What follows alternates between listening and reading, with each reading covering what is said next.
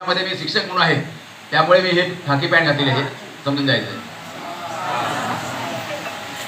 आचारसंहिता आहे ना.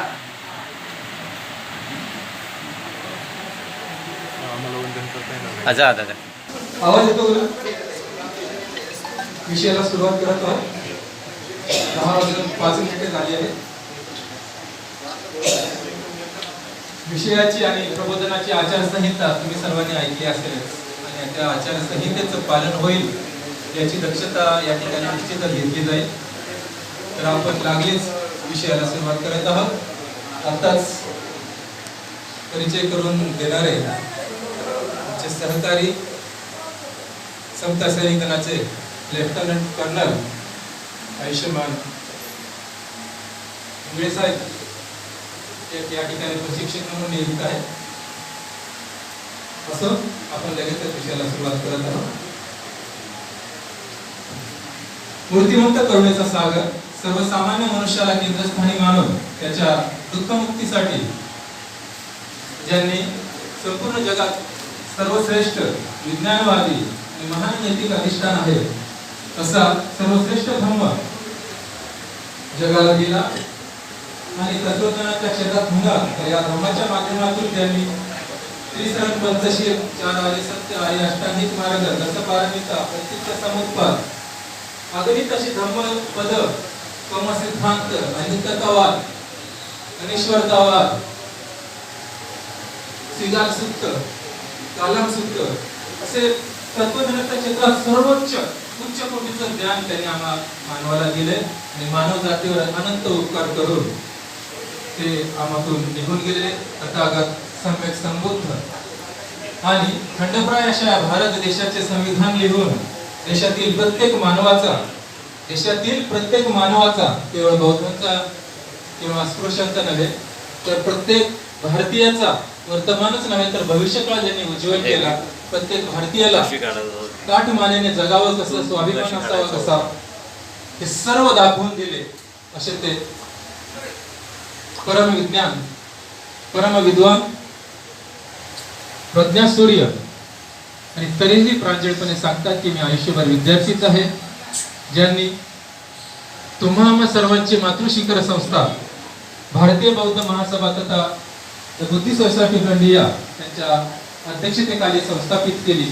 ते बोधिसत्व डॉक्टर बाबासाहेब आंबेडकर या दोन्ही महामानवाच्या क्रांतिकारी कार्याला, प्रबोधनकारी विचारांना आणि महान मंगल अशा प्रतिमांना पंचांग प्रणाम करतो.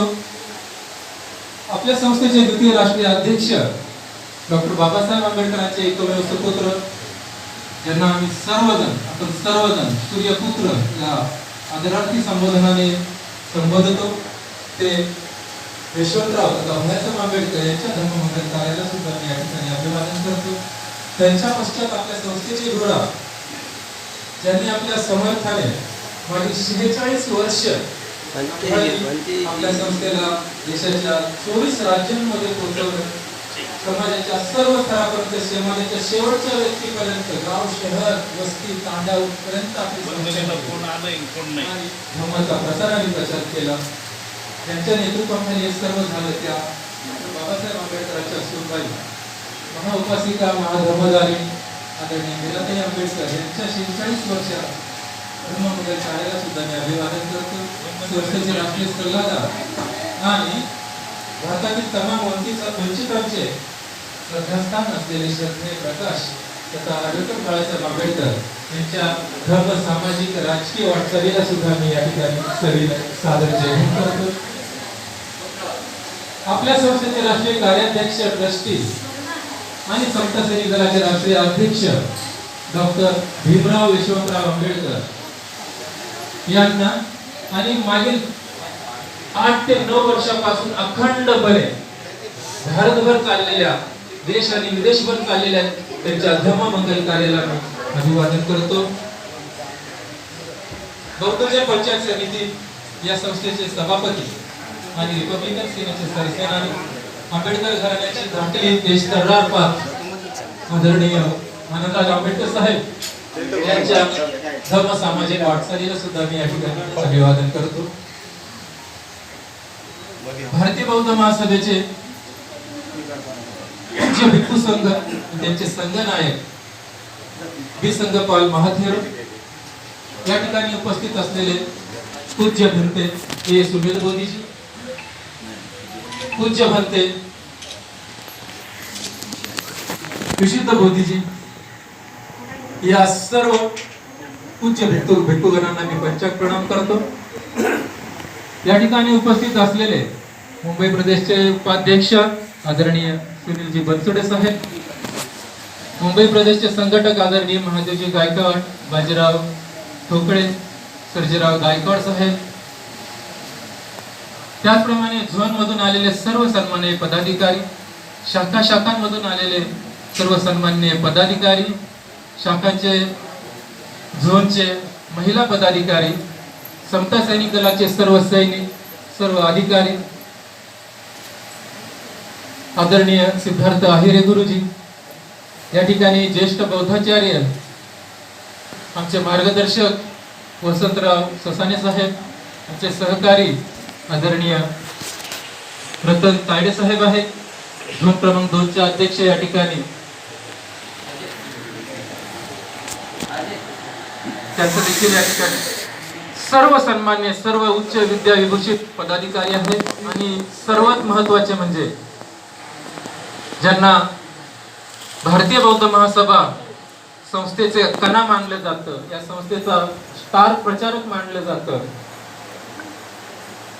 आणि त्याच मंडळीच्या खांद्यावर भावी धुरा असणार आहे, तेच संस्थेचे भावी पदाधिकारी राहणार आहेत, तीच ही संस्था सांभाळणार आहेत, ते संस्थेचे प्रशिक्षणार्थी शिबिरार्थी असलेले बौद्धाचार्य या ठिकाणी उपस्थित आहेत। तुम्हा सर्वांना श्रद्धा, प्रज्ञा आणि शिलाने संपन्न असलेल्या बंधू भगिनी, उपस्थित असलेल्या सर्व बाल बालिका, ज्येष्ठ नागरिक, तुम्हा सर्वांना सविनय सादर जय भीम।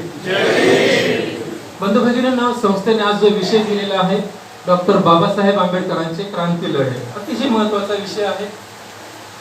डॉक्टर बाबासाहेब आंबेडकरांचे क्रांती लढे। डॉक्टर बाबासाहेब आंबेडकरांना आयुष्य लाभले किती? 65 वर्षे, अर्ध आयुष्य गेलं त्यांचं शिक्षणात, आणि त्या राहिलेल्या आयुष्यात त्यांनी कुटुंबाकडे किती पाहिलं, समाजाकडे किती पाहिलं, देशाकडे किती पाहिलं, याचा काय ताळमेळ घालावा लागेल, कसं गणित जमेल बंधू भगिनींनो। शिक्षणाचं सांगितलं तर शिक्षण सांगताना दम लागतो।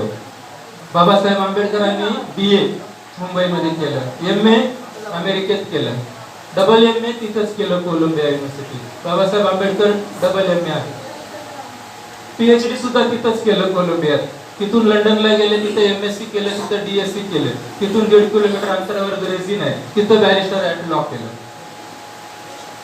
LLD केले, त्या कोलंबियाने दिले। मुंबईत भारतातली एकमेव युनिव्हर्सिटी उस्मानिया आंध्र प्रदेशात आहे, तिने त्या डॉक्टर बाबासाहेब आंबेडकरांना डिलीट दिली। एकमेव युनिव्हर्सिटी ज्यांनी बाबासाहेबांना डिलीट दिली, बाबासाहेबांना डिलीट देऊन त्या युनिव्हर्सिटीची थोरवे महान वाढले बंधू भगिनींनो। बाबासाहेब तर महानच आहे, अन्य युनिव्हर्सिटीला हा सुचला नाही अजून प्रकार। असो, प्रज्ञावंत सूर्य आहेत ते तुम्हाला सांगितलंय। एवढं प्रचंड शिक्षण घेतलं, आयुष्य तर जातं, खर्च तर होतच, आणि तरीही उरलेल्या आयुष्यात त्यांनी हजारो वर्षांच्या इतिहासाचाच इतिहास बदलून नवा इतिहास घडवलाय। बघा, इतिहासाचा इतिहास बदलून नवा इतिहास घडवलाय महामानवाने।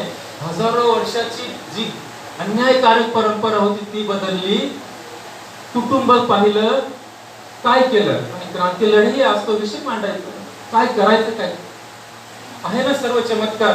बंधू भगिनींनो, हे सर्व खरं आहे, घडलेलं आहे, तुम्ही नव्हे तर आपण सर्व, हा इतिहास साक्षीदार आहे, हे सर्व सत्य आहे।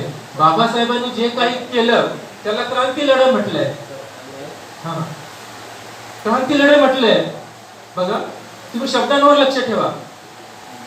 केंद्रीय पदाधिकारी जेव्हा विषय निश्चित करतात, राष्ट्रीय कार्यकारिणी आहे, भंडारे साहेब आहेत, वानखेडे साहेब, BH आहेत, मी सरोदे सर आहेत, अनेक मंडळी विषय निश्चित करतात, पूज्य भिक्खू संघ असतो, महिला पदाधिकारी असतात, सर्वांच्या मतीने, सानुमतीने, परवानगीने विषय निश्चित केला जातो। बाबासाहेब आंबेडकरांचे आंदोलन शब्द का नाही वापरले? आंदोलनच होती ना ती, चळवळ शब्द का वापरले नाही? क्रांती लढत शब्द का वापरला हा आपण विचार करायचा बनतो. डॉक्टर बाबासाहेब आंबेडकरांचे क्रांती लढे, क्रांती शब्द का वापरला? बाबासाहेबांची आंदोलन, बाबासाहेबांची चळवळी असे वापरू शकले असते ना, पण नाही. तर क्रांती लढे, क्रांती शब्द का वापरला, क्रांती लढेच का वापरला, हे विषयामध्ये आता कळणार आहे. त्यासाठी आपण क्रांती म्हणजे काय समजू. क्रांती, क्रांती म्हणजे काय? भारतीय बौद्ध महासभेचा एकमेव हेतू असतो की संस्थेचे प्रत्येक विषय, संस्थेचे अनेक विषय आहेत, 200-250च्या आसपास विषय आहेत शिबिरांचे धरून. प्रत्येक विषय हा सर्वसामान्य मनुष्याला, सर्वसामान्य स्त्रीला, सर्वसामान्य बालकाला समजेल या भाषेतच मांडला पाहिजे. हल्ली फॅड काय झाले, प्रत्येक वक्ता उठतो, श्रोत्यांना कळणार नाही, श्रोतेगण कन्फ्युज होतील, संभ्रमात पडतील असे शब्द प्रयोग करतो आणि भाषण सोडून निघून जातो. म्हणजे जितकं जास्त उपस्थित कन्फ्युज होतील तितकं सर्वश्रेष्ठ भाषण झालं असे समजलं जातं. परंतु भगिनींनो, हा चुकीचा प्रकार आहे, चुकीचे. भारतीय बौद्ध महासभेमध्ये असं चालत नाही. सर्वसामान्याला, मनुष्याला समजेल अशाच भाषेत प्रवचन झालं पाहिजे. त्यामुळे जो तथागतांचा 2500 वर्षापूर्वीचा संदेश आहे, तथागत बुद्धांनी सुद्धा पाली भाषेत, त्या काळाची लोकभाषा होती ती, प्राकृत मध्ये त्यांनी सर्व संदेश दिलेला आहे. सर्वसामान्यांच्या भाषेत त्यांनी संदेश दिला आणि सर्वसामान्याला कळेल या भाषेत संदेश दिला. सर्वात महत्वाचं, अवघड शब्द वापरून त्यांनी सर्वसामान्यांना कधी संभ्रमात ठेवलं नाही. उदाहरणार्थ त्या किस्सा गौतमीचं तुम्हाला माहित आहे. किस्सा गौतमीचं मुलगा वारला आणि ती म्हणे मला जिवंत करून द्या. काय तिला समज असेल, जिवंत करून मागत होती तथागतांना. तथागत भगवान बुद्धांनी तिला अनित्यवाद सांगत बसले, अनिश्वरवाद सांगत ते क्षणभंगुरता सांगत बसले की एकदा जीवन ज्याला मिळाले त्याचा अंत निश्चितच आहे. अनित्यतावाद सिद्धांत तिला सांगितला नाही, तिला कृतीतून सांगितलं. तिच्या दुःखाची तीव्रता कमी होणं गरजेचं होतं म्हणून तिला काही ती गोष्ट आणायला सांगितली 4 घरातून. मग सर्वांना माहित आहे तिला 4 घरी ती काही गोष्ट मिळाली नाही, प्रत्येक घरात तिला मृत्यू झालेला आढळलं आणि त्यामुळे ती सांगत आली की प्रत्येक घरात मृत्यू झालेला आहे, मला ती काही वस्तू मिळाली नाही. आणि तेव्हा किस्सा गौतमीला कळालं की हा मृत्यू होतो हे सत्यच आहे. सर्व मृत्यू हा सर्वच ठिकाणी असतो, निखळ सत्य आहे. अनित्यतावाद तिला कृतीतून सांगितला, तिला समजेल या भाषेत सांगितला. ज्याला ज्या भाषेत समजतं त्या भाषेत सांगणं अत्यंत महत्वाचं असतं. म्हणून तथागत भगवान बुद्ध नेहमी उदाहरणं देऊन सांगत, मग नेहमी दाखले देऊन सांगत, बोली भाषेत सांगत, हे महत्वाचं. कालाम अतिशय विद्वान होते म्हणून त्यांना कालामांना कालाम सांगितलं. कात्यायनी अत्यंत विद्वान, प्रत्येक समुत्पत्तीला सांगितलं. ज्याला सिगाल अतिशय आज्ञाधारक होता, सिगाला सिगाल हे आपण लक्षात घ्यायचं. अंगुलीमाला तसंच या गोष्टी आपण लक्षात घ्यायचं आहे की ज्याला ज्या भाषेत आकलन होईल त्या भाषेत सांगायचं. उद्या तुम्हाला तेच करायचंय. उद्या तुम्ही बौद्धाचार्य होणार, 5 तारखेला परीक्षा आहे तुमची, समाजासमोर जायचंय. जेव्हा तुम्हाला विषय द्यावा लागेल, प्रबोधन करावं लागेल, बाबासाहेबांचे आदेश आहेत आपल्याला. सुख दुःखाच्या काही कार्यक्रम असतील त्या दिवशी तुम्ही त्या ठिकाणी जाऊन प्रबोधन करायचंय, धम्माचा प्रसार प्रचार करायचाय, लोकांच्या अंधश्रद्धा दूर करायच्या. अशा वेळेस तुम्ही जर अवघड शब्द पाली भाषेत सांगितले लोकांना तर कसं व्हायचं? लोकांना समजेल याच भाषेत तुम्ही तत्वज्ञान सांगाल. लोकांची जशी जशी समज वाढत जाईल आपोआप लोक त्या अवघड भाषेकडे करतील, अवघड विषयाकडे होते. हे तुम्ही लक्षात घ्यायचे. तर क्रांती शब्दाची व्याख्या आपण जाणतो. क्रांती म्हणजे काय म्हणून सोप्या भाषेत आधी सांगतो. क्रांती म्हणजे बदल, थोडक्यात सोप्यात क्रांती म्हणजे बदल. आहे जी व्यवस्था तिच्यात आमूलाग्र बदल करणे. आमूलाग्र म्हणजे काय? मुळासकट बदल करणे. मराठी भाषेत सांगायचं तर मुळासकट उपटून टाकणे, आमूलाग्र. अतिशय सोप्या भाषेत सांगितलं क्रांती म्हणजे मुळासकट बदल करणे, आमूलाग्र बदल करणे. आहे जी व्यवस्था, जी काही व्यवस्था चालू आहे तिच्यामध्ये बदल करणे, तिच्यात परिवर्तन करणे. सोपी भाषा क्रांती. अजून पुढे जाणार तर अन्याय, अत्याचार, विषमता, अन्याय, अत्याचार, विषमता सहन केलेल्या लोकांनी त्यांच्यावर झालेला अन्याय, अत्याचार, विषमता झुगारून देण्यासाठी, बघा, अन्याय, अत्याचार, विषमता झुगारून देण्यासाठी आणि न्याय, समता स्थापन होण्यासाठी, लोकशाहीचे राज्य येण्यासाठी, न्यायाचे राज्य येण्यासाठी दिलेला लढा, केलेले आंदोलन म्हणजे क्रांती, रेव्होल्युशन इंग्रजीमध्ये म्हणतात. आहे ती व्यवस्था व्यापक रूपाने केलेला बदल म्हणजे क्रांती. मी फक्त तुम्हाला व्याख्या सांगितली. क्रांती ही रक्तरंजित पण असू शकते, रक्तविहीनही असू शकते. रक्तपात होतो. रशियन राज्यक्रांती किती 1917 ची, फ्रेंच राज्यक्रांती त्याच्या आधी 1789 किती रक्तरंजित राज्यक्रांती, रक्ताचे पाठ वाहिले. अमेरिकन राज्यक्रांती तसंच रक्त रंजित क्रांत्या, रक्तविहीन क्रांत्या. क्रांती हा शब्द परिवर्तनासाठी जोडला जातो हे मी मगाशी सांगितलं. औद्योगिक क्रांती अतिशय इथे कुठे हिंसा, तिथे कुठे काय, औद्योगिक क्रांती तरी बदल म्हणून वापरायचा आपण. बघा झाली ना 1760 मध्ये इंग्लंडमध्ये औद्योगिक क्रांती, हरित क्रांती शेतीची, श्वेत क्रांती दुधाची, डिजिटल क्रांती, वैज्ञानिक क्रांती. तसेच बाबासाहेब आंबेडकरांनी ते क्रांती लढे केले, क्रांतीची व्याख्या झाली. हा मूलाग्र बदल या ठिकाणी अपेक्षित आहे.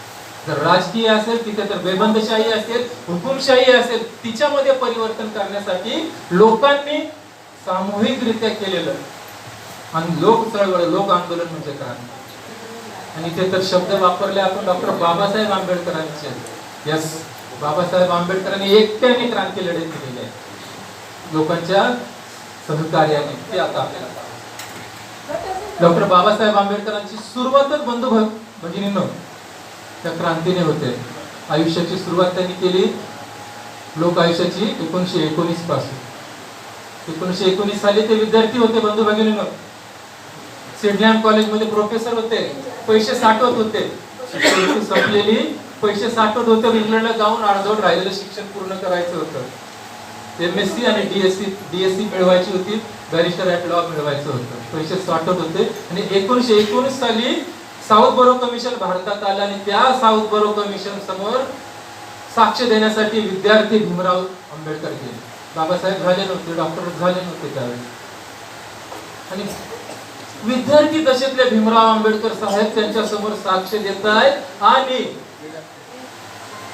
अस्पृश्य समाजासाठी राखीव जागा मागतायत. माझा समाज अस्पृश्य आहे, त्यांचं लोकप्रतिनिधित्व आम्हाला प्रांतीय विधानमंडळात पाहिजे, राज्यकर्त्यांमध्ये आम्हाला त्यांचं अधिकार पाहिजे, राजकीय हक्क पाहिजेत, आम्हाला राखीव जागा पाहिजे, मतदारसंघ हवे आहेत.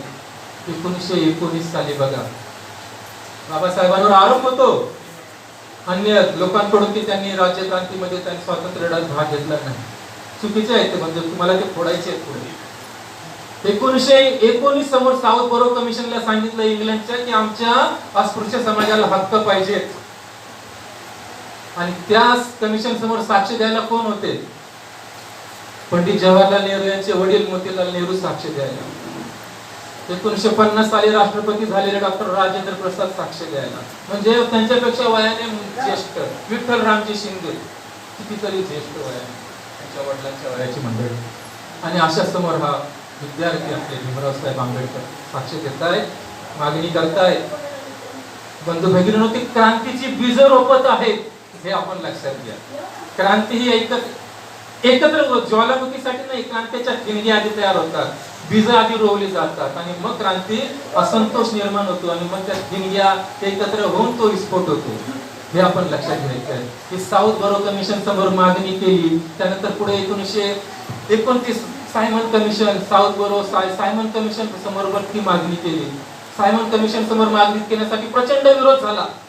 सायमन गो बॅक आंदोलन पूर्ण भारतभर आणि त्या Simon commission doctor Babasaheb Ambedkar साक्ष देत आहेत आणि अस्पृश्यांसाठी हक्क मागतायत.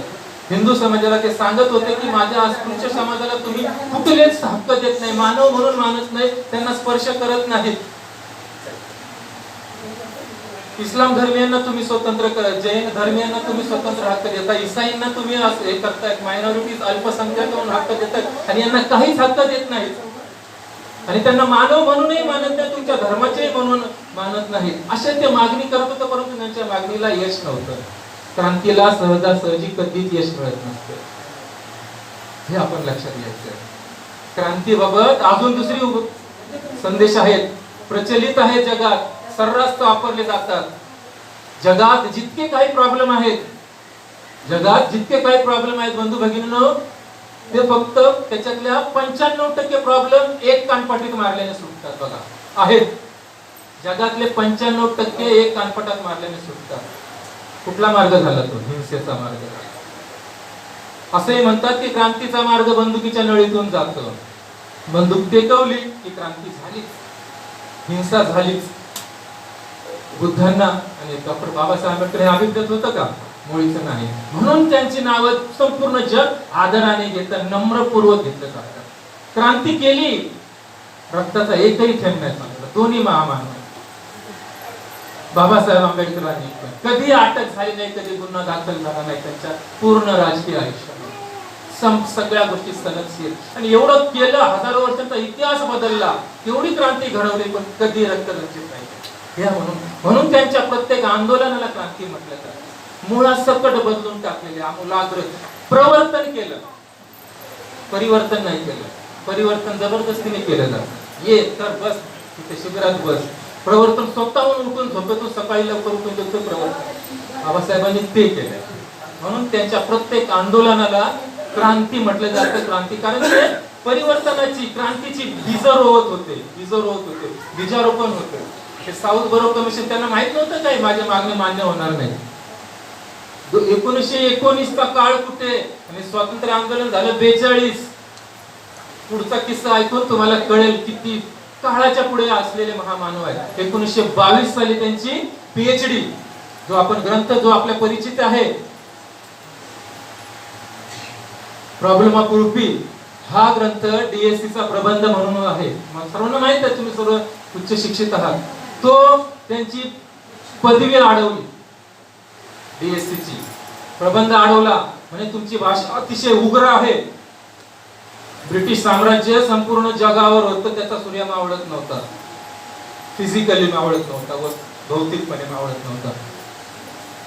आणि त्या प्रबंधात बाबासाहेब म्हणतायत की ब्रिटिशांनो, तुमची भारतातील सत्ता अतिशय अमानुष आहे.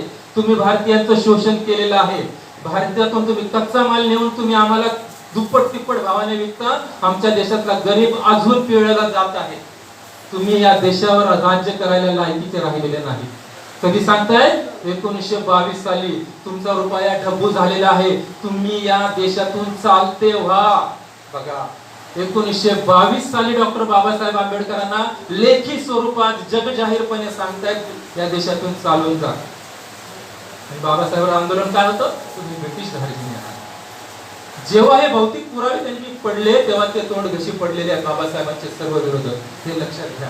आणि या गोष्टीमुळे त्यांचा प्रबंध अडवला. म्हणजे आम्ही तुम्हाला पीएचडी म्हणजे डॉक्टरेट देऊ शकत नाही जर तुम्ही ही भाषा बदलली नाही तर. आम्हाला तुमची भाषा सौम्य करून द्या. विषय तुम्ही काय तो मांडलाय तो बदलून द्या. का?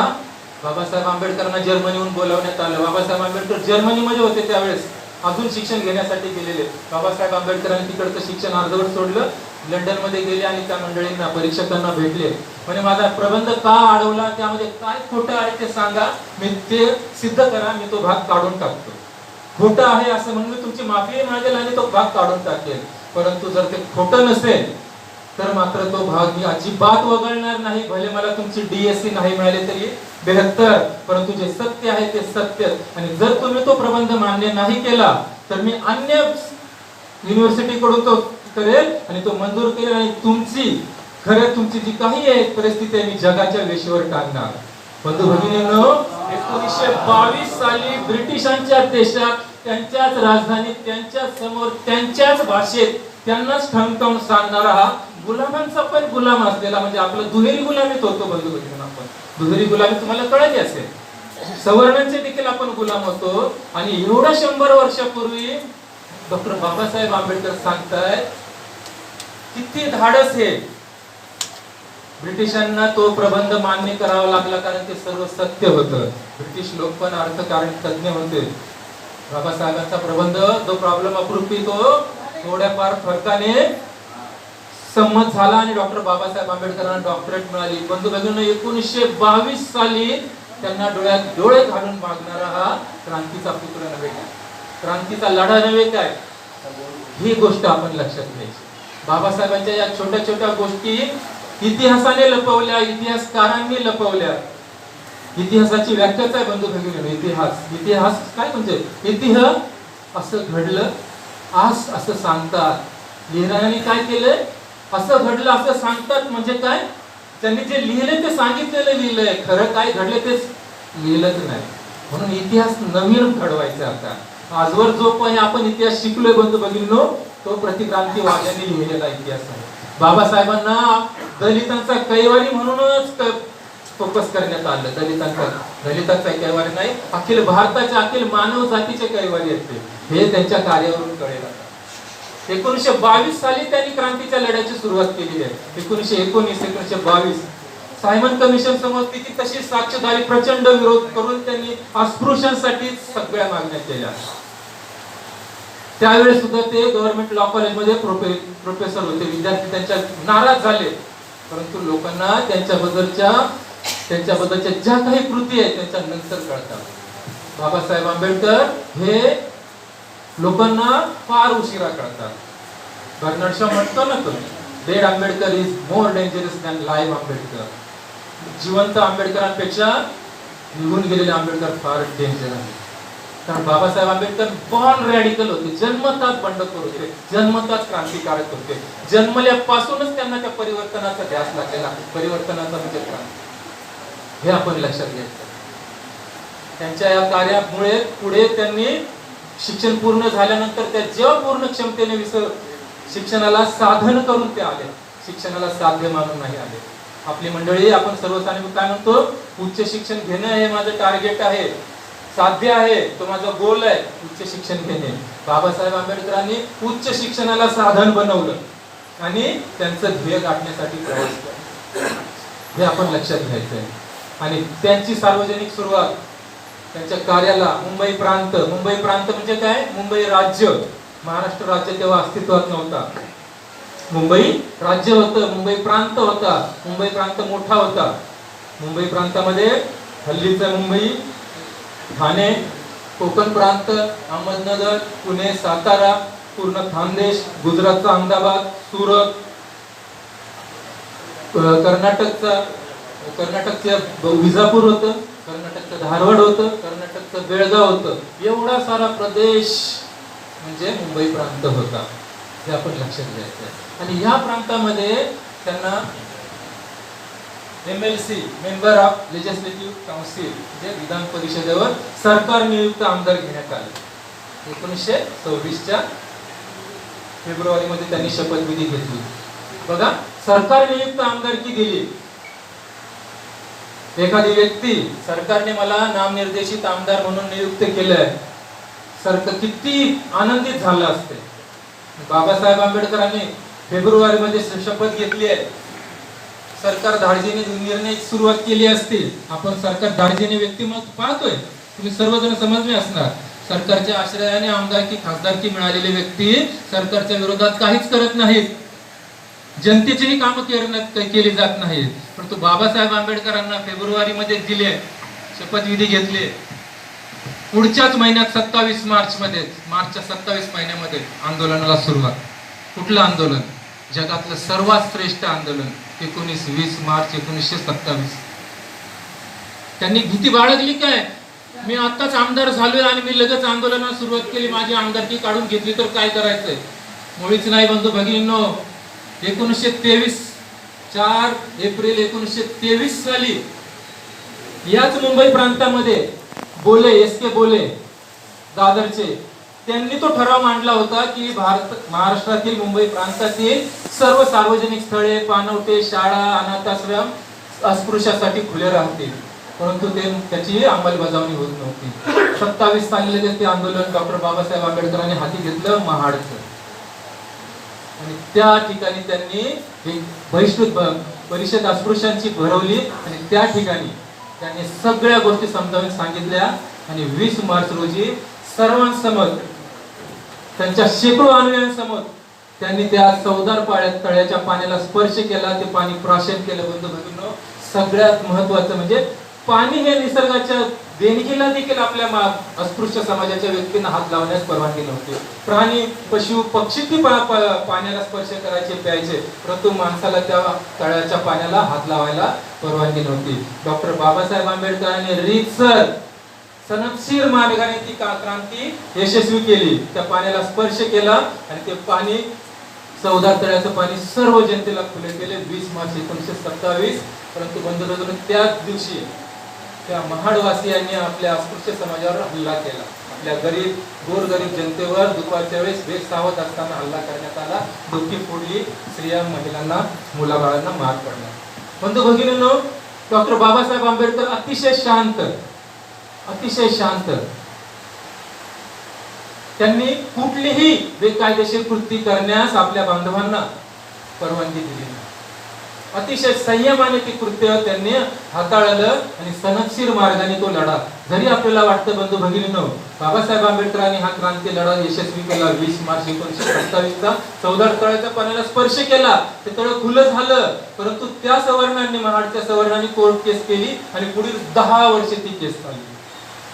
1937 सालापर्यंत महाड चौदार तळ्याची केस चालू होती आणि 37 साली पूर्णपणे कोर्टाच्या बाजूने, बाबासाहेब आंबेडकरांच्या बाजूने तो निर्णय लागला की ते तळ डॉक्टर बाबासाहेब आंबेडकरांची बाजू सत्याची आहे आणि ते तळ खुलं आहे. अस्पृश्य समाजाने इतक्या कुरघोडी केला, ते तळ खासगीच आहे, ते तळ अमुक आहे, ते तळ ह्याच व्यक्तीच आहे, अमुक साक्षीदार, अनेक कुरघोडी केल्या. तो डॉक्टर बाबासाहेब आंबेडकर कायदे पंडित होते. कायद्याचा कीस केलेला होता. प्रचंड ज्ञानामुळे ती केस स्वतः डॉक्टर बाबासाहेब आंबेडकर लढले आणि ती केस 10 वर्षांनी जिंकली. म्हणजे 37 त्यांना माहित होतं हे क्रांतीचे बीज आहे, ते आता बीज केलं तर ते पुढे कळतात. अक्रोड, बदामाची, आंब्याची झाडं लावणाऱ्याला फळं कधीच मिळत नाही. ती फळं दुसऱ्या पिढीला भेटतात. बाबासाहेब आंबेडकर ते बीज लावत होती. प्रचंड बाबासाहेब आंबेडकरांना आपल्यातही त्या काळातले नेते उतावळे म्हणायचे. म्हणे फार उतावळे बाबा भीमराव तुम्ही. बाबासाहेब ते सर्वच टीका टिप्पणी सहन करायचे. 10च्या 10 पारमिता पूर्ण केलेले बोधिसत्व आहेत ते. हे आपण जाणून घ्यायचं. त्यांच्यावर प्रचंड टीका झाल्या, किती टीका व्हायच्या त्यांच्या. बाबासाहेब स्वतःच स्टेटमेंट आहे बाबासाहेबांची की या भारतात सर्वाधिक द्वेष केला जाणारा मी माणूस आहे. किती द्वेष व्हायचा. तसे बाबासाहेबांना उतावळे होते, म्हणायचे लोक सवर्ण सांभाळतील, समजून जातील, ते द्वेष जातीभेद सोडून देतील. जातीभेद सोडले काय? आजही आपण भोगतोय अनुभव. बाबासाहेब आंबेडकर नाही, ते क्रांतीचे बीजे करत होते. चौदार तळ्याचा सत्याग्रह त्यांनी या पद्धतीने लढलाय. तो 37 साली पूर्ण झाला. आपण 20 मार्च करतो, तो क्रांती दिन करतो, परंतु खरा तो यश आहे तो 37 साली मिळालं. पूर्ण यश कोर्टाने केलं. ठीक आहे, चौदार तळ्याच्या पाणी हे केले ते सत्य आहे. कारण त्या सर्व विधानसभेचे, विधान परिषदेचे सगळे निर्णय त्यांनी त्या ठिकाणी प्रोड्यूस केले आणि रीतसर कोर्टाच्या निर्णयानुसार ते चौदार तळ्याचा सत्याग्रह बाबासाहेबांच्या म्हणजे अस्पृश्य समाजाच्या बाजूने निर्णय लागला. बंधू भगिनींनो, ते 37 साल तर तुम्हाला सांगून टाकितलं म्हणजे तो. परंतु त्याच त्यांनी ते सिद्ध केलेलं तळ डिसेंबर मध्ये त्यांनी सर्वात मोठी क्रांती केली. बाबासाहेब आंबेडकर जेव्हा विचार करायचे की या घटनेचं मूळ काय आहे, तेव्हा त्यांनी जो प्रचंड अभ्यास करून त्यांना कळालं की जे अन्य धर्मांचं साहित्य आहे, हिंदू धर्मियांचं साहित्य, त्यापैकी मनुस्मृती ग्रंथ हा सर्वात त्यांच्या आचरणाचा ग्रंथ आहे आणि त्या ग्रंथावर हुकूम त्यांचे कार्य चालतात. आणि त्या ग्रंथांमध्ये लिहिलेलं आहे की अस्पृश्यांनी काय केलं तर त्यांना काय शिक्षा द्यावी असा इत्थंभूत केलेलं आहे. आणि त्या मनुस्मृत ग्रंथ हा म्हणजे जातीच्या विषमतेचं प्रतीक होतं. आणि तो विषमतेचं प्रतीक असलेला ग्रंथ त्यांनी डिसेंबर 1927च्या 25 तारखेला त्याच महाड पासून, तळ्यापासून थोड्या अंतरावर असलेल्या त्या ठिकाणी त्या मनुस्मृतीचं जाहीर दहन केलं. जाहीर दहन केलं की तुम्ही या विषमता, अन्यायग्रस्त असलेल्या मानवाला मानवापासून दूर करणाऱ्या ग्रंथाचं तुम्ही पूजा करता. वास्तविक तो ग्रंथ पूजेचा नाही, तो घरात ठेवायचा लायकीचा नाही. पुस्तकांचे पुजारी असलेले, पुस्तकांचा सर्वात जास्त संग्रह असलेला, जगामध्ये एकमेव व्यक्तिमत्व आहे की त्यांच्याकडे पुस्तकांचा सर्वात मोठी लायब्ररी आहे, जास्तच संग्रह आहे. माझ्याकडून कोणी पुस्तक मागितलं तर गोळीत घालेल असं बाबासाहेबांचा शब्द आहे. आणि इतके पुस्तक प्रेमी बाबासाहेब आंबेडकर एक पुस्तक जाळतात म्हणजे ते पुस्तक कुठल्या पातळीचं असेल याचा तुम्ही सुज्ञानाने विचार करा. ते घाणेरडं पुस्तक मनुस्मृती त्यांनी जाहीरपणे 25 डिसेंबर 1927ला त्या महाड मुक्कामी जाळून टाकली. आणि सर्वात मोठी क्रांती केली बाबासाहेब आंबेडकर आमूलाग्र बदल करत मुळावर झाला.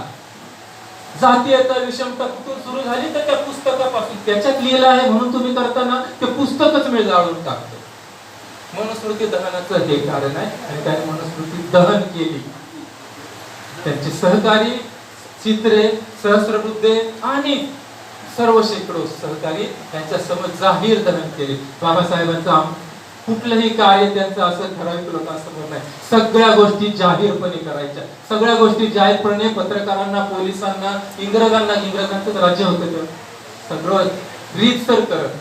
ना त्यांना आमदारकी जाण्याची भीती, ना त्यांना कुठल्या याची भीती. कारण क्रांतीपुत्र हे कुठल्या छोट्या छोट्या गोष्टींना भीत नसतात. बाबासाहेब आंबेडकर निडर, जन्मतः निडर सैनिकाचं रक्त म्हणतो हे आपण लक्षात घ्यायचं. सगळं काही त्यांचं आयुष्य गेलं ते सर्वसामान्यासाठी. बुद्धांचंही तसं, हे आपण लक्षात घ्यायचंय. आणि त्यांची दुसरी मोठी क्रांती लढा म्हणजे व्यापक क्रांती ही त्यांची व्यापक. 2 मार्च 1930 काळाराम मंदिर.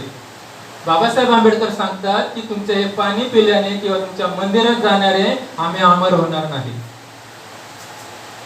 आम्ही फक्त माणूस आहोत हेच आम्हाला दाखवायचं. आम्हाला दुःख, इज्जत आहे, आम्हाला स्वाभिमान आहे, आम्हाला आत्मगौरव आहे, आमची अस्मिता आहे. हे तुम्ही आमचे मानव्य का नाकारताय? मंदिरात प्रवेश, या भौतिक मंदिरात प्रवेश का नाही आम्हाला? आणि त्याचं प्रतीक म्हणून त्यांनी तो काळाराम मंदिर सत्याग्रह त्या सुरू केला. नाशिक शहराच्या मध्यभागी काळाराम नावाचं मंदिर आहे, त्यामध्ये सत्याग्रह. परंतु तिथे तोच अनुभव, अस्पृश्य समाजाला स्पृश्य मंडळांनी प्रवेश दिला नाही. बंधू भगिनींनो, तुम्हाला आश्चर्य वाटेल, 2 मार्च 1930 पासून चाललेला हा सत्याग्रह पुढील 5 वर्ष चालू राहिला. बाबासाहेब आंबेडकर, त्यांचे सहकारी कृष्णराव गायकवाड, शंकरराव गायकवाड या मंडळीने चालवला. 5 वर्ष प्रवेश नाही दिला एक ना अर्धा. 2 मार्च 1930 ते 12 ऑक्टोबर 1935 पर्यंत काळाराम मंदिराच्या 4ही दरवाजावर अस्पृश्य समाज प्रवेशासाठी आंदोलन करत होता की आम्हाला प्रवेश द्या. प्रवेश देण्यात आला नाही. बाबासाहेब आंबेडकर या गोष्टींना या गोष्टी कळत नव्हत्या का? सामाजिक आंदोलन बाबासाहेबांनी सतत चालू ठेवलं. सामाजिक आंदोलन सध्या 5 वर्ष संधी दिली हिंदू समाजाला की आम्हाला मंदिरात प्रवेश द्या, आम्हालाही मानवतेचा दर्जा दिला. 2 मार्च 1930 ते 12 ऑक्टोबर 1935 इतका प्रचंड मोठा काळ गेला, त्यांना प्रवेश दिला नाही. काळारामाची मंदिरे उघडलीच नाही. शेवटी बाबासाहेब आंबेडकरांनी 13 ऑक्टोबरला त्याची जगद्विख्यात घोषणा केली. काळाराम मंदिराला तर प्रवेश दिला नाही. पर्वती पुण्याचे 1929 तिथेही प्रवेश दिला नाही. किती संधी दिल्या हिंदू समाजाला. महाड चौदार तळ्याला ते केलं. त्यानंतर अंबादेवी मंदिर अमरावती, तिथेही प्रवेश दिला नाही. काळाराम मंदिर तिथे तर प्रवेश दिला नाही. पर्वती तिथेही नाही. मुखेड तिथेही नाही. बाबासाहेब आंबेडकर हे क्रांतीची बीज पेरत होते, हिंदू समाजाला संधी देत होते. सामाजिक आंदोलनातून ते संधी देत होते की आम्हाला मानवतेचा दर्जा द्या, आम्ही मानव आहोत. ते क्रांतीची बीज होती नव्हे, ती हिंदू समाजाला एक संधी होती. काळाच्या पुढे टाकणारी पावलं आहेत ती. बाबासाहेब शेवटी एक वाक्य सांगतात, सामाजिक क्रांती जर यशस्वी झाली नाही, सामाजिक क्रांती यशस्वी झाली नाही तर मला धार्मिक क्रांती करावी लागेल. सूचकपणे डॉक्टर बाबासाहेब आंबेडकर समाजाला सांगायचे, सूचक, सामाजिक क्रांती माझी यशस्वी झाली नाही तर मला धार्मिक क्रांती करावी लागेल. बाबासाहेबांनी सांगून टाकलं. 13 ऑक्टोबरला ती गगनभेदी घोषणा केलेलीच. 12 ऑक्टोबरला काळाराम मंदिराचं आंदोलन मागे घेतलं आणि 13 ऑक्टोबरला ते येवला मुक्कामी घोषणा केली की मी हिंदू म्हणून जन्मलो परंतु हिंदू म्हणून मरणार नाही, ही घोषणा केली. आणि ते काळाराम मंदिर आंदोलन स्थगित केलं आणि ही क्रांती आंदोलन, मंदिर प्रवेश सगळं सोडून दिलं. त्याच्या अगोदर त्यांनी सांगितले त्या ठिकाणी प्रवेशासाठी केला प्रयत्न, पण मुळीच त्यांना साथ मिळाली नाही. या समाजामध्ये परिवर्तन होणार नाही हे त्यांच्या मनाने ठाण घेतली. हिंदू धर्मावर वास्तविक त्यांचं प्रचंड प्रेम होतं. त्यांचे सर्व श्लोक अभंग सगळं पाठ असायचे, स्तोत्र वगैरे दररोज सकाळी उठून त्यांच्या वडिलांचे संस्कार होते. त्याच्यावर प्रचंड प्रेम होतं हिंदू धर्मावर त्यांचं. हिंदू धर्मावर असलेला हा कलंक चढा, कलंक निघावा, अस्पृश्यता हा कलंक मानायचे ते हिंदू स्पर्शावर. शब्दावर लक्ष ठेवा. हिंदू धर्मावर अस्पृश्यता हा कलंक आहे आणि हा कलंक धुण्यासाठी ते फार प्रयत्न करायचे की आम्ही पण तेच आहोत. नाही, संधी किती दिली, किती अर्ध आयुष्य गेलं की नाही सुधारणा झाली. शेवटी त्यांनी ती घोषणा केली, सामाजिक क्रांती माझ्या यशस्वी झाल्या तर मला धार्मिक क्रांती करावी लागेल. सूचकपणे डॉक्टर बाबासाहेब आंबेडकर सामाजिक क्रांत्या त्यांच्या बऱ्यापैकी यशस्वी झाल्या. इतिहास पत्रकारितेची क्रांती, पत्रकारिता. डॉक्टर बाबासाहेब आंबेडकरांसारखा विद्वान माणूस एवढं कार्य करतोय, अस्पृश्यांच्या बाबतीत एकही बातमी तत्कालीन वर्तमानपत्रात येत नसेल. त्यामुळे डॉक्टर बाबासाहेब आंबेडकरांनी स्वतःच एक पत्रकारिता सुरू केली 1920 साली. जेव्हा ते विद्यार्थी दशेत होते, साऊथ बरोला जेव्हा त्यांनी इंटरव्ह्यू दिले, त्याच्यात पुढच्या वर्षी त्यांनी मूक नायक नावाचं पाक्षिक सुरू केलं. बघा, 1920 साली अस्पृश्य समाजाची साक्षरता किती टक्के होते? 2.5%. 2.5%. 100रातले 2.5%च लोक वाचू शकत होते. त्याच्या आधी जेव्हा बाबासाहेब होते तेव्हा 1000रातले 9 लोकच वाचू शकत होते अस्पृश्य समाजातले. 2.5-3% साक्षरता असताना डॉक्टर बाबासाहेब आंबेडकर मूक नायक पाक्षिक काढतायत. कोण वाचणार? त्यांना कळत नव्हतं का? पैसे नाहीत, शिक्षणालाच पैसे नाहीत. पत्रकारिता म्हणजे क्रांतीची बीज रोवत होते बंधू भगिनींनो, की ही मी आता सुरुवात करतोय, ही बीज नंतर या झाडाला फळं होणार आहेत. मूक नायक नावाचं पाक्षिक त्यांनी सुरू केलं की आपल्या समाजामध्ये समतेची भावना होईल, प्रबोधन सुरू व्हावे. मी एकटा कोणाकोणाला जाऊन सांगू, क्रांती कुठपर्यंत पेटू, त्या क्रांतीचं काहीतरी पत्रक असावं, मुखपत्र असावं म्हणून त्यांनी मूक नायक पाक्षिक सुरू केलं 1920 साली. आणि त्यांची पत्रकारिता अतिशय प्रगल्भ, अतिशय विद्वत्ता. मी मगाशी शिक्षण सांगितलं, एवढा शिकलेला माणूस लिहितोय बंधू भगिनींनो. त्यांची जर पत्रकारिता आपण वाचली तर जगात सर्वश्रेष्ठ आहे. परदेशी पत्रकार सांगतायत, पत्रकारितेतले ते लोक, की बाबासाहेब आंबेडकरांची पत्रकारिता ही जगात सर्वश्रेष्ठ आहे. एकच वाक्य मी तुम्हाला सांगतो, एकच वाक्य तुम्ही लक्षात ठेवायचंय. अतिशय महत्वाचं वाक्य आहे क्रांतिकारांचं, कारण पत्रकारिता एक स्वतंत्र विषय तासाचा, 1-1.5 तासाचा. एकच वाक्य लक्षात ठेवायचंय.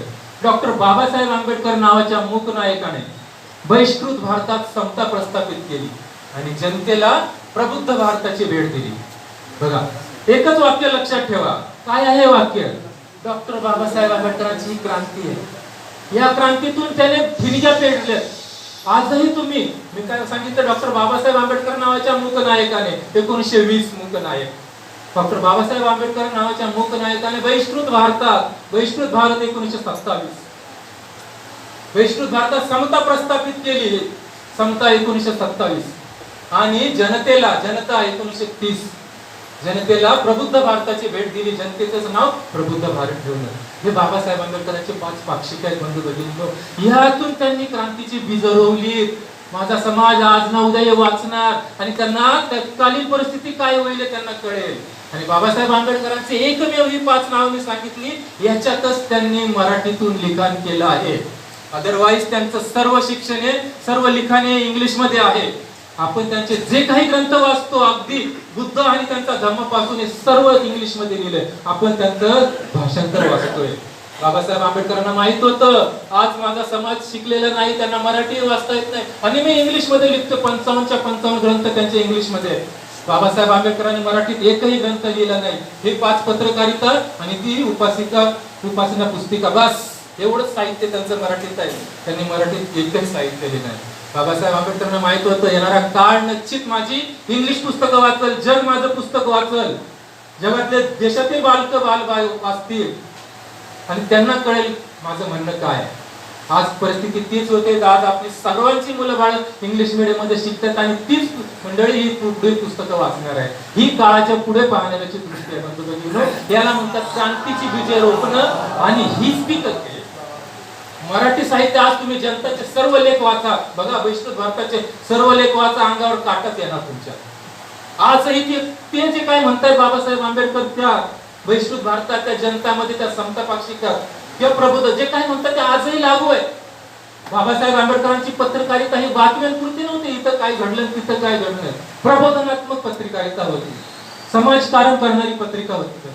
समाजात काय चाललंय नवे ते सांगायचे परंतु पुढे तुम्हाला काय करायचं. 1920 सालापासून बघा, 1920 सालापासून प्रामाणिकपणे सांगायचा प्रयत्न आहे. क्रांतीपुत्राची ही निशाणी असते.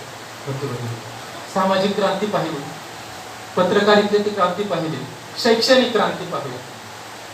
स्वतः ते शिकलेले, एवढे प्रचंड शिकलेले, तरी त्यांना कुठला समाज, अस्पृश्य समाज त्यांना समानतेची वागणूक देत नव्हता. सिडनी कॉलेजमध्ये एवढा उच्च शिक्षित प्रोफेसर त्यांना पाण्याला हात लावू दिला नाही. काय पाहिजे अजून ते विचार करायचे. माझी ही परिस्थिती तर माझ्या गरीब, अज्ञान आणि अशिक्षित लोकांची काय परिस्थिती अवस्था आहे.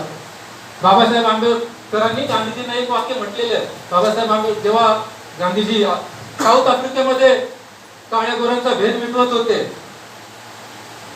आणि त्यानंतर ते इकडे आले, बाबासाहेब आंबेडकर गांधीजींना म्हणतात, मिस्टर गांधी, भारतातल्या प्रत्येक खेड्यात एक साऊथ आफ्रिका आहे, इथलं सोडून तुम्ही तिथे काय करताय. तिथल्या प्रत्येक खेड्यात साऊथ आफ्रिका आहे. तुम्ही सर्व सुजाण आहात, तुम्हाला कळालं. प्रत्येक खेड्यात साऊथ आफ्रिका आहे. भारतात लक्ष द्या. बाबासाहेब आंबेडकरांच्या या वाक्यात किती गहन अर्थ आहे हे आपण लक्षात घ्या. शैक्षणिक क्रांतीवर होतो आपण. बाबासाहेब आंबेडकरांनी असं कुठलं क्षेत्र नाही त्या क्षेत्रात क्रांती नाही घडवली. शिक्षण क्षेत्रात स्वतः शिक्षित झाले, त्यांची इच्छा होती प्रत्येकाने शिक्षित व्हावं. त्या बहिष्कृत हितकारणी समितीपासून, डिप्रेस क्लास एज्युकेशन सोसायटी पासून, पीपल्स एज्युकेशन सोसायटी पासून त्यांनी शिक्षणासाठी प्रचंड सहकार्य केलं. 1942 ते 46 या काळात ते व्हाईसरॉयच्या मिनिस्ट्रीमध्ये असताना त्यांनी 16 विद्यार्थ्यांना परदेश, म्हणजे त्यांची इच्छा होती की परदेशी जाऊन मी जसं शिकलो तसे माझ्या समाजातील अनेक विद्यार्थ्यांनी जावा, कारण शिक्षण हेच बदलणार आहे. हे आयुष्य. त्यांचे एक शिक्षक जॉन ड्यू, त्यांचे एक वाक्य जगत विख्यात वाक्य आहे ते, education is not a preparation, education is not a preparation of life. म्हणजे शिक्षण हे जीवनाची तयारी करण्याचं नाहीये, तर एका सांगतात की education is a life itself. एज्युकेशनच हे जीवन आहे, शिक्षणच हे जीवन आहे. बाबासाहेबांचे गुरु कोलंबिया युनिव्हर्सिटी मधले जॉन ड्यू सांगतात. बाबासाहेब आंबेडकरांनी तेच ध्येय लक्षात ठेवलं. आधी शिक्षित झाले आणि मग ते क्रांतीचे लढे लढायला उतरले. त्याच्या लढाईत मग कोणी टिकला नाही. व्यापकपणे क्रांती लढे. नेपोलियन बोनापार्ट तुम्ही नाव ऐकलं असणार. नेपोलियन बोनापार्ट आयुष्यात कुठलीच लढाई हारला नाही.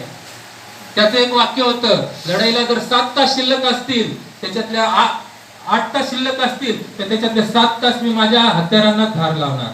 बघा, 8 तास शिल्लक असतील एखाद्या लढाईला मला करायची आहे, त्या लढाईला जर 8 तास शिल्लक असतील तर 7 तास मी माझ्या हत्यारांनाच लढाई करेल. लढाईपूर्वी 7 तास माझे वेपनच प्रिपेअर करेल. मी कधीच आणि नेपोलियन बोनापार्ट कुठलीच लढाई हारला नाही. बाबासाहेब आंबेडकरांनी तेच केलं. क्रांतीपूर्वीच त्यांनी प्रचंड शिक्षण हाती घेतलेलं, प्रचंड शिक्षण होतं आणि एवढा शिकलेला, एवढा प्रचंड विद्वान माणूस आपल्या समोर असल्यामुळे समोरच्याचा अर्धबळ तिथंच निघून जायचं. शिक्षणासाठी त्यांनी तेच केलं. People's education society, Siddharth college सुरू केलं, सिद्धार्थ लॉ कॉलेज सुरू केलं. आपल्या समाजासाठी त्यांनी प्रचंड मेहनत केली. शिक्षित व्हावा.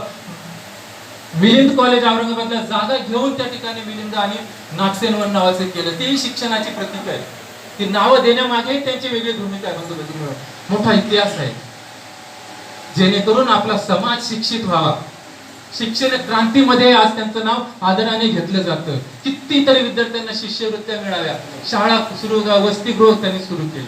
शैक्षणिक क्रांती, सामाजिक असो किंवा पत्रकारिता असो किंवा शैक्षणिक क्रांती असू द्या, कुठलीही क्रांती त्याने करायची सोडली नाही. डॉक्टर बाबासाहेब आंबेडकरांनी शेवटचं क्रांती त्यांनी म्हटल्याप्रमाणे, सामाजिक क्रांत्या माझ्या अयशस्वी झाल्या तर मला धार्मिक क्रांती करावी लागेल.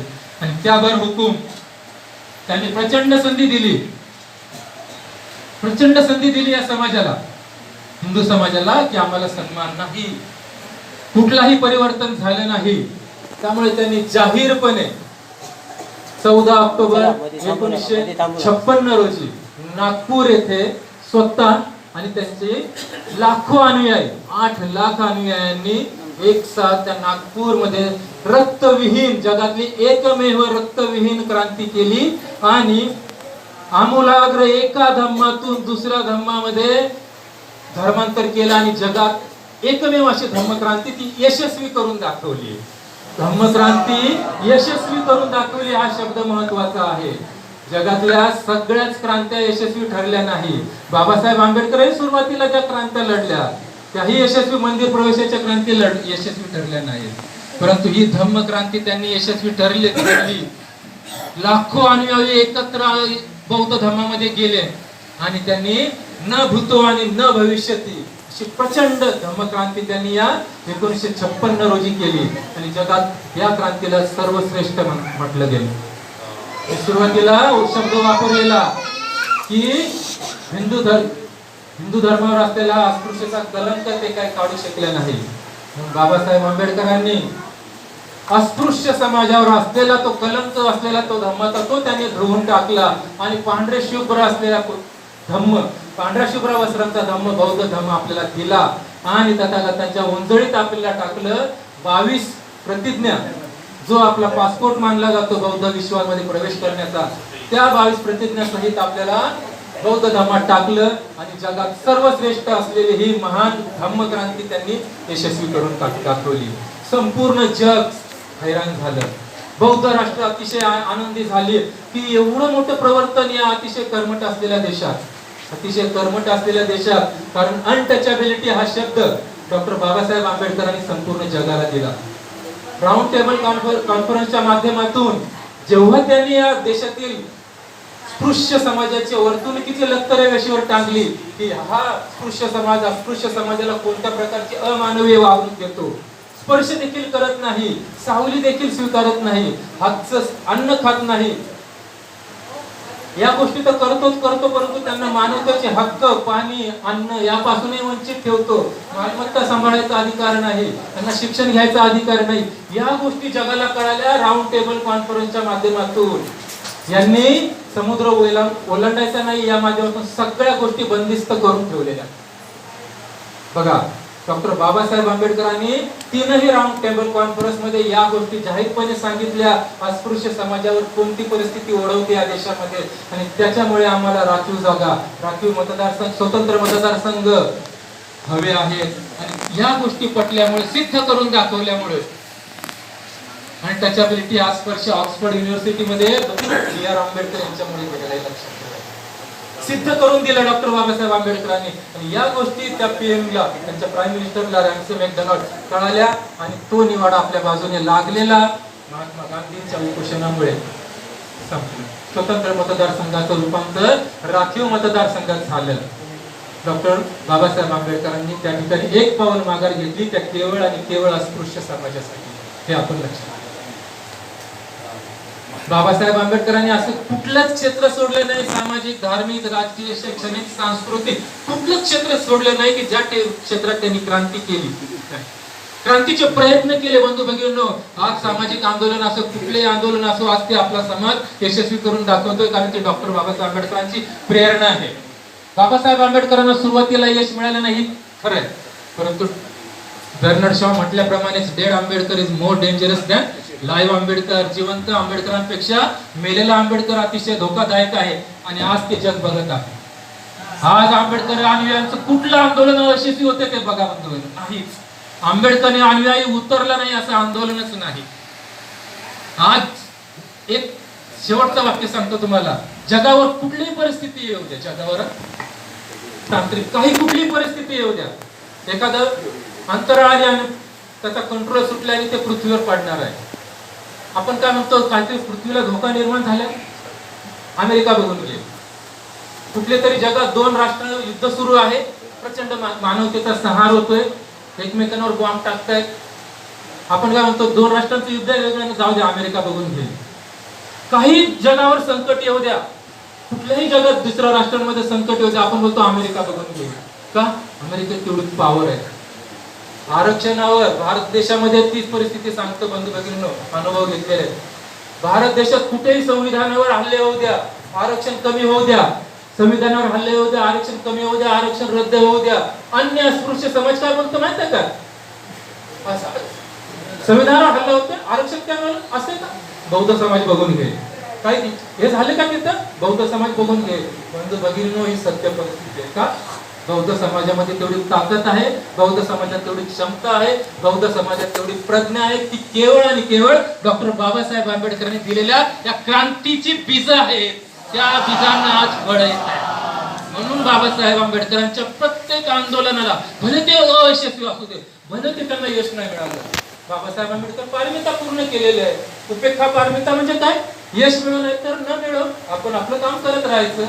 बाबासाहेब आंबेडकरांनी ती पारमिता पूर्ण केले म्हणून त्यांना बोधिसत्व झालं आणि त्यांनी त्या क्रांतीची बीज लढली म्हणून आज आपला समाज लढायला सज्ज आहे. म्हणून अन्य जाती समाजाचे लोक बोलतात कुठेही काय हल्ला होऊ द्या, दलितांवर हल्ला झाला की लढायला फक्त बौद्ध समाज. संविधानावरचं आरक्षण आहे, कलम रद्द करणार आहे, हे आरक्षण रद्द करणार, त्यांची टक्केवारी कमी करण्यात आलेली, शिष्यवृत्ती रद्द झाली, बौद्ध समाज बघून घे. बंधू भगिनींनो, या शब्दात आपली ताकद आहे आणि ती ताकद आपल्याला नेहमी ठेवायची आहे. डॉक्टर बाबासाहेब आंबेडकरांनी दिलेली प्रेरणा, त्यांनी दिलेली ऊर्जा आपण सतत सांभाळून ठेवायची आहे आणि हाच आपला संकल्प राहणार आहे. म्हणून त्यांच्या क्रांती लढ्याला आपण कधी विसरायचं नाहीये, कधी विसरायचं नाही, त्यांच्या त्यागालाही कधी विसरायचं नाही, हे आपण लक्षात ठेवायचं आहे. असो, 1 तासाची आचारसंहिता झालेली आहे.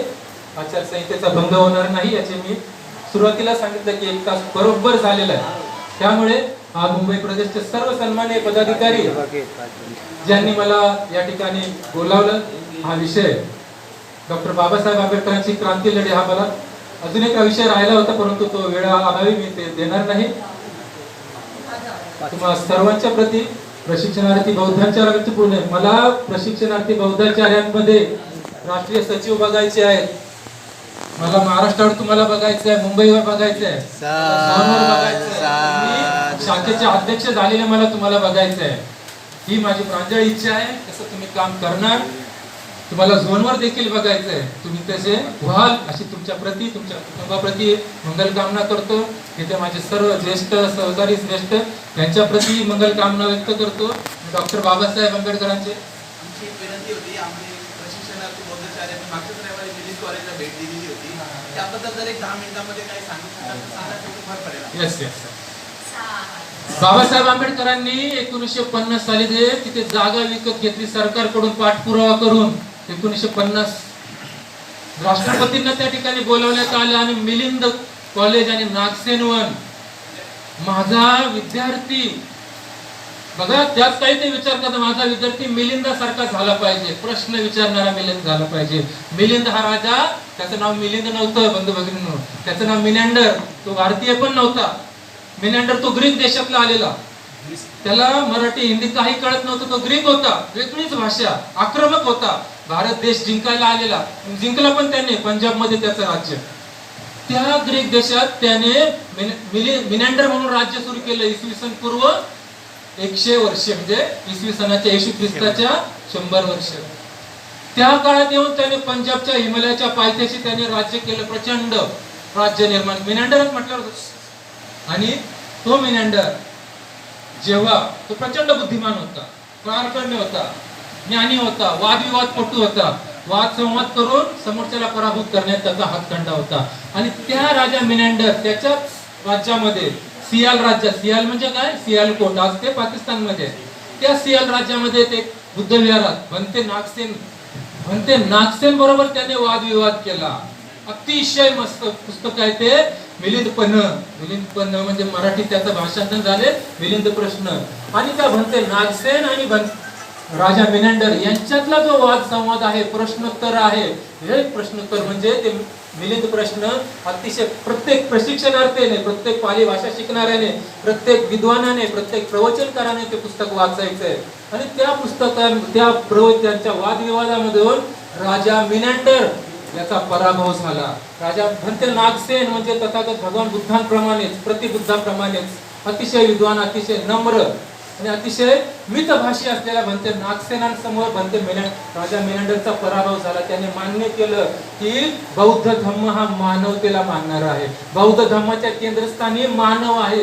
कुठला मानव? जिवंत माणूस. बौद्ध धर्माच्या केंद्रस्थानी कुठला देव नाही, कुठला ईश्वर नाही, कोण 4, 5, 10, 12 हाताचा देव नाही, देवी नाही, कुठलं पुस्तक नाही. बौद्ध धर्माच्या केंद्रस्थानी मानव आहे आणि तोही जिवंत का? मृत्यूनंतरचं अस्तित्व बौद्ध धर्म मान्य करत नाही. केवळ मानवाच्या हितासुखाचा मार्ग सांगतो हा बौद्ध धर्म.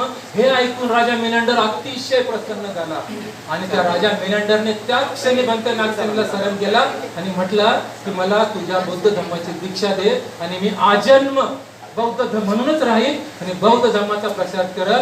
आणि राजा मिलिंदरने त्याचं नामकरण केलं मिलिंद आणि तिथपासून तो राजा मिलिंद म्हणून बौद्ध इतिहासात प्रचंड प्रसिद्ध पावला. अतिशय ज्ञानाचं प्रतीक म्हणून बाबासाहेब आंबेडकरांनी माझा विद्यार्थी मिलिंदासारखा प्रश्न विचारतात. त्या राजा मिलिंदरने खूप प्रश्न विचारले बनते नागसेनाला आणि नागसेनाने त्याच क्षमतेने त्यांना उत्तरं दिली. म्हणून माझा प्रत्येक विद्यार्थी मिलिंद व्हावा म्हणून त्या महाविद्यालयाला मिलिंद नाव दिलं आणि प्रत्येक शिक्षक नागसेनासारखा व्हावा म्हणून त्या विभागाला नागसेन नाव दिलं. नागसेन वन म्हणजे नागसेन. म्हणून डॉक्टर बाबासाहेब आंबेडकर म्हणतात की तुम्ही मिलिंद व्हा, प्रश्न विचारा, प्रवचन करायला प्रश्न विचारा, शिक्षणाला विचारा, तुमची ज्ञान जिज्ञासा शमवा आणि तरच तुम्ही मग क्षमतेने समाजापुढे जा. प्रत्येक विद्यार्थ्याने मिलिंद व्हावं. तुम्हालाही मिलिंद व्हायचंय. उद्या तुम्ही बौद्धाचार्य येणार तर तुमच्याकडे तुम्हालाही प्रश्न विचारतील. तर परीक्षा घेणारे नागसेन आहेत समाजात. त्यामुळे तुम्हाला मिलिंद व्हायचंय ही तुमच्या प्रतिमंगल कामना करतो आणि माझ्या शब्दांना या ठिकाणी विराम देतो. नमो बुद्धाय. जय भीम. जय संविधान.